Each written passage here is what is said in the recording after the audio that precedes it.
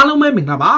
UK Match ရဲ့ Facebook နဲ့ YouTube Channel ကနေကြိုဆိုပါတယ်ဒီကနေ့ရဲ့နောက်ဆုံးရအားကစားသတင်းတွေကိုကြည့်ရမယ်ဆိုရင်တော့ပြီးခဲ့တဲ့ရာသီအတွင်းမှာအောင်မြင်မှုတွေများစွာရပြီး Premier League Champion ဖြစ်တယ်လို့ကွင်းပြင်ပမှာအများကြီးအောင်မြင်ခဲ့တဲ့ Liverpool အသင်းကဒီနေ့ရာသီမှာ Nike နဲ့ sponsor အသစ်စတင်ချုပ်ဆိုခဲ့ပါတယ်ဒါပေမဲ့ Liverpool ကသူတို့မျှော်လင့်ထားတာက Nike နဲ့သူတို့ sponsor စစ်မှာငွေကြီးတွေအများကြီးတိုးတက်လာဖို့မျှော်လင့်ထားသလိုကလပ်အသင်းက Nike နဲ့ထုတ်လို့ရောင်းချတဲ့အားကစားပစ္စည်းတွေအားလုံးမှာသူတို့စံချိန်တွေအမြတ်တွေအများကြီးရမယ်လို့မျှော်လင့်ထားပေမဲ့တကယ်တမ်းမှာသူတို့က12ရာခိုင်နှုန်းလောက်ထိယိုနေပြီးရှုံးနေခဲ့တယ်ဆိုတာကပြီးခဲ့တဲ့နှစ်ကသူတို့ထုတ်ခဲ့တဲ့ New Balance ဟာ2019-18ရာသီထက်နှစ်ဆနီးနီးသူတို့ပိုရောင်းခဲ့ရတယ်ဒါပေမဲ့လက်ရှိ Nike က Liverpool ကို sponsor ပေးတဲ့ jersey ကပြီးခဲ့တဲ့နှစ်ကတည်းကရင်12ရာခိုင်နှုန်းလောက်ထိယိုနေပြီးရောင်းနေရတယ်ဒါဟာ Liverpool အတွက်ဘယ်လောက်ထိဆိုးဝါးလာလဲဆိုရင် Britain နိုင်ငံထွင်းမှာဆိုရင် Liverpool ကသူတို့ရဲ့ jersey ရောင်းရမှုမှာနံပါတ်1နေရာမှာအမြဲရှိတယ်နှစ်နှစ်3နှစ်လောက်ရှိပြီ Liverpool ကနံပါတ်1နေရာအထူးသဖြင့်အောင်မြင်မှုတွေရရှိတဲ့အချိန်မှာဒါပေမဲ့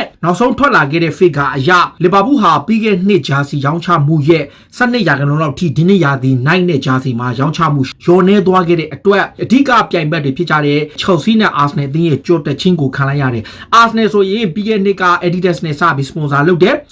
့အခါမှာ Adidas က Arsenal ရဲ့ jersey တွေမှာထူးထူးခြားခြား design တွေအရန်ခက်လှနဲ့ထုတ်လုပ်ပြီးတဲ့နောက်ပိုင်းမှာ Arsenal ရဲ့ jersey ရောင်းအားကအရန်ကိုတက်လာတယ် Chelsea ဆိုရင်ပြီးခဲ့တဲ့ရာသီထက်ဒီနှစ်ရာသီမှာသူတို့ jersey ဝယ်လို့ရက84ရာခိုင်နှုန်း% တက်လာတယ်ဒါတော်တော်ကိုတက်လာတာ Chelsea ကဒီ3နဲ့ sponsor အသစ်မှာအခုလက်ရှိ Nike နဲ့သူတို့ထုတ်တဲ့ jersey မှာ84ရာခိုင်နှုန်းထိသူတို့ % တက်တယ်ဒါခါရင်းနှစ်ကထက်ဒါပေမဲ့ data တစ်ခုလုံးအတိုင်းတာရ Britain နိုင်ငံအတွင်းမှာနံပါတ်1 jersey ရောင်းရဆုံးအသင်းက Arsenal အသင်းရဲ့ Adidas နဲ့ထုတ်လုပ်ထားတဲ့ jersey ဖြစ်ပါတယ် Arsenal အသင်းကဒီနှစ်အတွင်းမှာထုတ်ထားတဲ့ jersey 3ခုရှိတယ်ဗျအိမ်ကွင်းရဲ့အဝေးကွင်းရဲ့တတိယ jersey ရဲ့ဒီ3ခုစလုံးဟာဒီပြိုင်ဘက်ကလပ်အသင်းတွေအားလုံးထက် design အရန်လှတယ်ဆိုပြီးတော့သတ်မှတ်ခံရလို့သူတို့ Arsenal ပြည်သက်တွေဝယ်လို့အများဆုံးထုကိုရောက်ခဲ့ပြီး Britain နိုင်ငံရဲ့ရောင်းရဆုံးဆင်းကိုထိတ်ဆုံးကိုတက်လာတယ်အရင်တော့ကထိတ်ဆုံးနေရာကို2နှစ်တိတိရက်တီလာခဲ့တဲ့ Liverpool ကအခုတတိယနေရာကိုကျသွားပြီးတော့ Chelsea ကတော့ဒုတိယနေရာကို84ရာခိုင်နှုန်းကျော်ပိုရောင်းရပြီးတော့တက်သွားခဲ့တယ်ဗျဒီအပြောင်းရွှေ့တွေကိုကြည့်ရင် Barcelona အသင်းကခေါ်ဖို့ကြိုးပမ်းနေတဲ့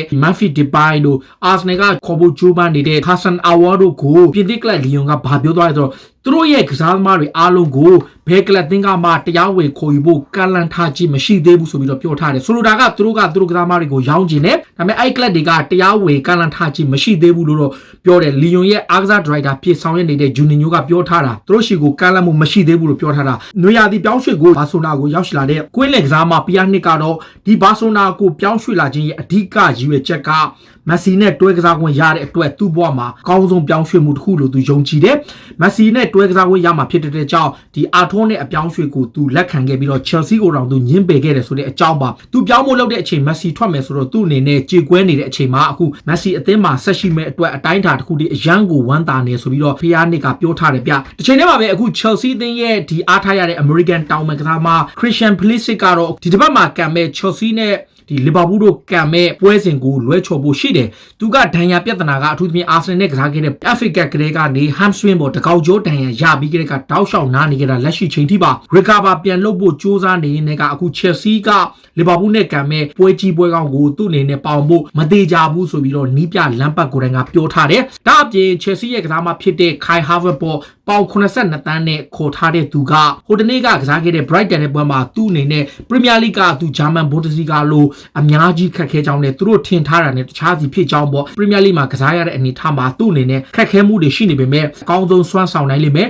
ဒီခက်ခဲတွေကိုသူကျော်လွှားနိုင်နေတယ်လို့ပြောထားတယ် Brighton ရဲ့ပွဲမှာတော့ Kai Havertz ကပိတ်သက်တွေမျှော်လင့်ထားသလောက်ခြေစွမ်းမပြနိုင်ခဲ့ဘူးဒါပေမဲ့ Chelsea ဘက်ကသူတို့ကစားမရဲ့ခြေစွမ်းပိုင်းကိုယုံကြည်မှုအပြည့်ရှိတဲ့ခါမှာမကြာမီချိန်တွင်ခြေစွမ်းပြနိုင်လိမ့်မယ်လို့ Chelsea ဘက်ကတော့ယုံကြည်လျက်ရှိနေတယ်နောက်တစ်ခုကတော့အခု Chelsea ကခေါ်ယူဖို့သဘောတူညီမှုရထားတဲ့ကိုသမား Mandy ပေါ့ Mandy ရဲ့အပြောင်းရွှေ့က okay နေပြီး Dandy ဖြစ်ပြီးcomplete ဖြစ်နေပြီဒါပေမဲ့တစ်ခုပဲရှိတယ်ဒါကဘာလဲဆိုသူ့ရဲ့ club ဖြစ်တဲ့ Rennes ကဘာလုပ်နေလဲဆိုတော့ Chelsea ကတိုက်စစ်မှု Olivier Giroud နဲ့အလိုက်ပေးရမယ်ဆိုပြီးတစ်ချိန်ပြောတယ်နောက်တစ်ခုကျတော့ Chelsea ဘက်ကညှင်းလိုက်တဲ့အခါမှာနောက်ခံလူ Tomori ကိုအလိုက်ပေးရမယ်ဆိုပြီးတော့ကာလမှုတစ်ခုထပ်တောင်းထားတယ်ဆိုတော့ဒါလက်ရှိနေထားရ Mandy ဟာ Chelsea ကိုပေါင်18တန်းနဲ့25တန်းကြားမှာပြောင်းရွှေ့မယ်ပြောင်းရွှေ့ခြင်းလည်းနှစ်ဖက်သဘောတူထားပေမဲ့တစ်ဖက်က Rennes ကမရအောင် Chelsea ရှိကနေအလဲဆုံးတော့ကစားမတစ်ယောက်ကိုအငှားနဲ့ခေါ်နိုင်ဖို့ကြိုးပမ်းနေတယ်။နောက် Premier League ကလပ် Newcastle ကတော့သူတို့ရဲ့ဂျပန်ကစားသမားမူတူကို La Liga ကလပ် Eibar ကိုအငှားချလိုက်ပါပြီ။ဆိုတော့ဒီကစားမကဒီ ဒီလာလီဂါမှာတော့အခု100ဒီငှားသွားကစားရမှာဖြစ်ပါတယ်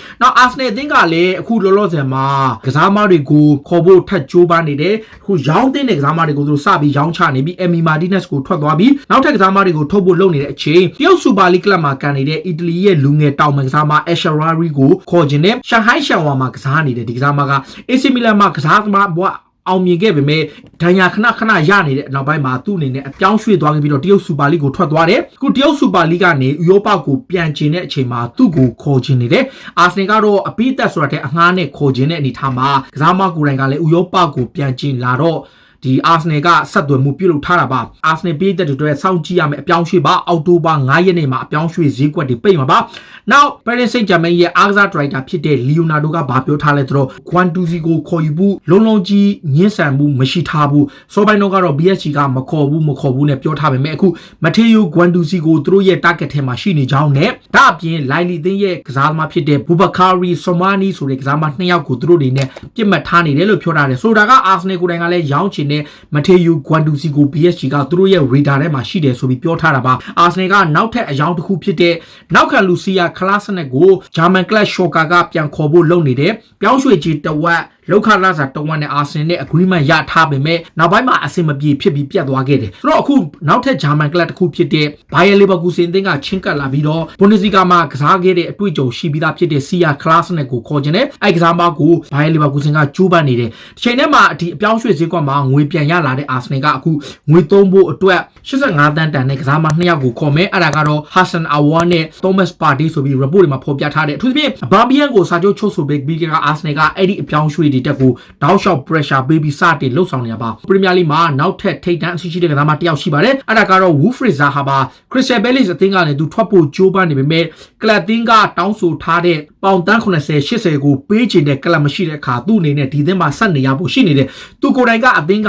ပြောင်းချင်တယ်ဒါပေမဲ့ခက်တာက Crystal Palace ကလည်းသူတို့က Manchester United ကိုသူကရောင်းချမှုကို20%ပြန်ပြီးပေးရမှာဖြစ်တဲ့အတွက်ကြောင့် Wilfried Zaha ကိုသူတို့အနေနဲ့ရောင်းရင်တော့မှမြင့်မကြီးနေပဲရောင်းချင်တယ်အောက်ကြီးနဲ့သူတို့လုံးဝမရောင်းချင်ဘူးအဲ့အတွက်ကြောင့်ဇာဟာကိုယ်တိုင်ကတိုင်ပတ်နေတာသူကိုယ်တိုင်အသင်းကထွက်ဖို့အရန်ကိုခတ်နေတယ်ဒီလိုပဲစကားတွေပြောခဲ့ဘူးတဲ့နောက်တစ်ယောက်က Aston Villa ရဲ့ Jack Grealish ပါ Grealish လည်းဒီတိုင်းပဲ United ကစိတ်ဝင်စားတယ် United ကခေါ်ချင်တယ်United ကကြိုးပမ်းတယ်လို့အကြိမ်ကြိမ်သတင်းထွက်ခဲ့ပေမဲ့အခုနောက်ဆုံး Villa မျိုးကဘာမင်ဂန်ကသတင်းစာတစ်စောင်မှာတော့ Manchester United ဟာအဲ့ကစားမကိုစိတ်ဝင်စားပေမဲ့တကယ်တမ်းကမ်းလှမ်းမှုလုံးဝမရှိခဲ့ဘူးလို့ပြောထားတယ်ဗျ။နောက်ကစားမဝယ်ယူဖို့အခက်တွေ့နေတဲ့ United ကတစ်ချိန်တည်းမှာပဲအခုနောက်ခံလူကစားမတွေဖြစ်ကြတဲ့ Chris Smalling တို့ Phil Jones တို့ Marcus Rojo တို့ Diego Dalot တို့ Andres Pereira တို့ဒီလိုကစားမတွေအများကြီးကိုကလပ်သင်းကဘာကြောင့်မယောင်းချနိုင်ရလဲအပေါ်ကိုလုံးဝကိုဝေခွမ်းမရဖြစ်နေတယ်မှန်ကန်ထိုက်တဲ့ဈေးတွေနဲ့တွေ့ရောင်းတင်နေဆိုတော့ဒီလား Manchester United က Smalling ကိုတကယ်ဆို12တန်း13တန်း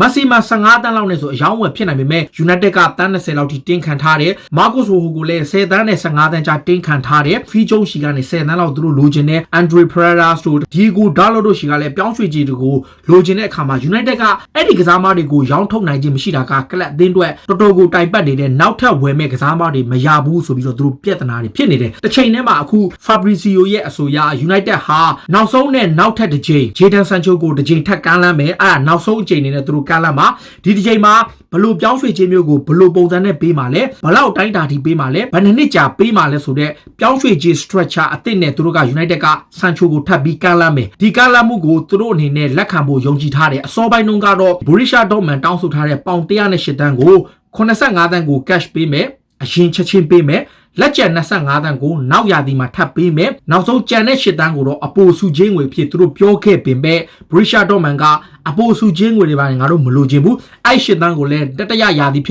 ြစ်ဒုတိယရာသီမှာပေါင်းပေးရင်ပေးဆိုပြီးသူတို့ပြောထားတဲ့အခါမှာ United ကအခုအဆင်မပြေဖြစ်တဲ့အပေါ် Edward နဲ့ Manchester United တာဝန်ရှိသူတွေကနောက်ဆုံးအချိန် structure အသစ်နဲ့ပြန်ဝယ်မယ်ဆိုပြီးတော့ကြိုးပမ်းမယ်လို့ပြောထားတယ်ဗျနောက်တစ်ခုကအခု Bayern Munich တင်ရဲ့ဥက္ကဋ္ဌဟောင်း Hines ကပြောထားတာပေါ့ Alaba နဲ့ agent အဖွဲ့ကအရန်ကို greedy ဖြစ်တယ်ဘာညာဆိုပြီးဝေဖန်တိုက်ခိုက်လိုက်တဲ့အပေါ်ဒါပေမဲ့ Alaba ရဲ့ agent ဖြစ်သူကဘာပြောလဲဆိုတော့သူ့ရဲ့ကစားသမားဟာ Bayern ကလွှမ်းမိုးခံရတဲ့ကစားသမားတစ်ယောက်လည်းမဟုတ်ဘူးသူတို့အနေနဲ့စာချုပ်သစ်ကိစ္စကိုအများဆုံးဆုံးဖြတ်သွားမှာဖြစ်တယ်သူတို့ greedy ဖြစ်တယ်မိဖြစ်လို့ဆိုတာဒါသူတို့အနေနဲ့ပိုင်ရှင်ဟောင်းတယောက်အနေနဲ့မင်းအနေနဲ့ပြောပိုင်ခွင့်မရှိဘူးမင်းနဲ့လည်းမဆိုင်တော့ဘူးဗျာဘိုင်ယန်မြူနစ်ဥက္ကဋ္ဌဟောင်းဖြစ်ခဲ့ပေမဲ့ လက်ရှိနေထားရ contract situation ကိုငါတို့ရဲ့ဆုံးဖြတ်ချက်နဲ့ငါတို့ဆုံးဖြတ်ပိုင်ခွင့်ရှိတယ်ကလပ်အသင်းတွေနဲ့ငါတို့တောင်းဆိုတာကိုလိုချင်ရင်လက်ခံမလိုချင်ရင်ငါတို့မူအောင်လုပ်မယ်ငါတို့ပြောင်းစရာရှိရင်ပြောင်းမယ်ဒါပဲသူပြပြတသားပြောလိုက်တာဒါဘိုင်မြူနစ်အတွက်ဂျင်းနဲ့ချက်တဲ့ရောက်နေတယ်သူတို့ကဒါဗစ်အာလဘာကိုထိန်းထားခြင်းနဲ့ကလပ်အသင်းကိုတောင်းဆိုထားတာကလုခလာစာအသစ်ကယူရို30ဒါပေမဲ့ကလပ်က15တန်းပဲပေးတဲ့အခါမှာတိုင်ပတ်နေတဲ့အခုလောလောဆယ်မှာ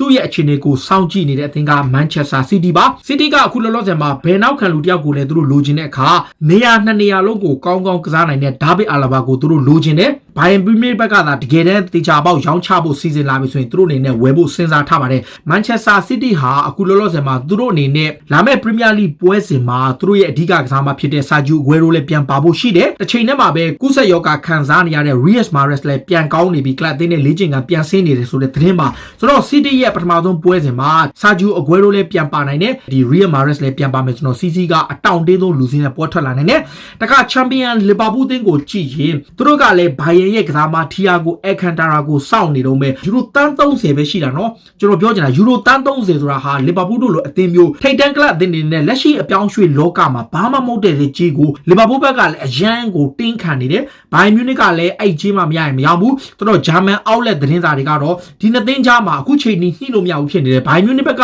ဒီလကုန်ထိသူတို့စောင့်ကြည့်လို့မှ Liverpool ဘက်ကလှုပ်ရှားမှုလုံးမရှိဘူးဆိုတော့သူတို့အနေနဲ့လုံးဝကိုပြက်ပြက်သားသားနဲ့ရောင်းချဖို့မဟုတ်ဘဲနဲ့သူတို့အနေနဲ့စာချုပ်သစ်ချုပ်ဆိုဖို့ကိုပဲမရရအောင်ကြိုးပမ်းတော့မယ်တကယ်လို့ပြောင်းရွှေ့ခြေပေးနိုင်တဲ့ကလပ်ကိုထီယာကိုရောင်းမယ်ဆိုပြီးအပြက်ပြောလိုက်ပြီဗျနောက်တစ်ခုကအခု Liverpool ရဲ့လူငယ်ကစားမ Brewster ကို Sheffield United ကခေါ်ယူဖို့ကမ်းလှမ်းမှုကို Liverpool ဘက်ကလက်ခံလိုက်ပြီးပြောင်းရွှေ့ခြေကပေါင်30နဲ့25တန်းကြားလို့ဖော်ပြထားတဲ့ Brewster ကိုတကယ်လို့ဒါရောင်းချခဲ့ရင် Sheffield United ကိုပြောင်းသွားရင်အဲ့ဒီပတ်စံကိုကလပ်အသင်းနေနဲ့ခုန Thiago Alcantara ရဲ့အပြောင်းရွှေ့မှာကောင်းကောင်းသုံးချတင်တယ်ဆိုပြီးတော့ကလပ်အသင်းပြေးသက်တွေကအသင်းကိုတိုက်တွန်းထားတယ် Tottenham Hotspur ကအခု Gareth Bale နဲ့ Reguilon ရဲ့အပြောင်းရွှေ့ကိုအပြီးသက်လုပ်နိုင်ဖို့အမြန်ဆုံးလုပ်နေတယ် Mourinho အနေနဲ့သူတို့အနေနဲ့ Gareth Bale နဲ့ Reguilon ဒါရောက်ခဲ့သည့်တိုင်အောင်သူတို့အနေနဲ့တိုက်စစ်မှုတယောက်လို့တော့သူတို့တောင်းဆိုထားတယ်အဓိကကလပ်ကိုသူတို့ပြောထားပြီးသား Harry Kane နာဒဏ်ရသွားရင်သူ့နေရာမှာအစားထိုးမဲ့သူကိုသူတို့လိုချင်တဲ့အတွက်တိုက်စစ်မှုတယောက်လို့သူတို့လိုချင်တယ်ဆိုပြီးတောင်းထားတယ်ဒါလက်ရှိနေထားရဈေးကွက်ပိတ်ခံနေကြမှာခက်ကြမ်းခတ်တော့လုံနေတာပါ Premier League ကလပ် Watford အသင်းရဲ့ Pavage ဆိုတဲ့ကစားမ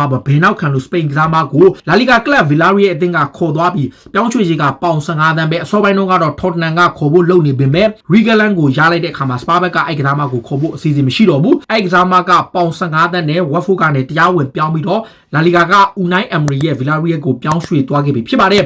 ဒါကတော့စိတ်ဝင်စားစရာနောက်ဆုံးရအားကစားသတင်းတွေကိုတင်ဆက်ပေးတာပါခုလိုမျိုးစိတ်ဝင်စားစရာအားကစားသတင်းတွေကိုနားဆင်ခြင်းနဲ့ကြည့်ရှုခြင်းတော့ UK Matchday ရဲ့ Facebook နဲ့ YouTube Channel ကို Follow လုပ်ထားကြပါလို့တောင်းဆိုရင်းနဲ့ဒီကနေ့ရဲ့အစီအစဉ်ကိုဒီမှာပဲအဆုံးသတ်ပါစေအားလုံးကိုကျေးဇူးတင်ပါဗျ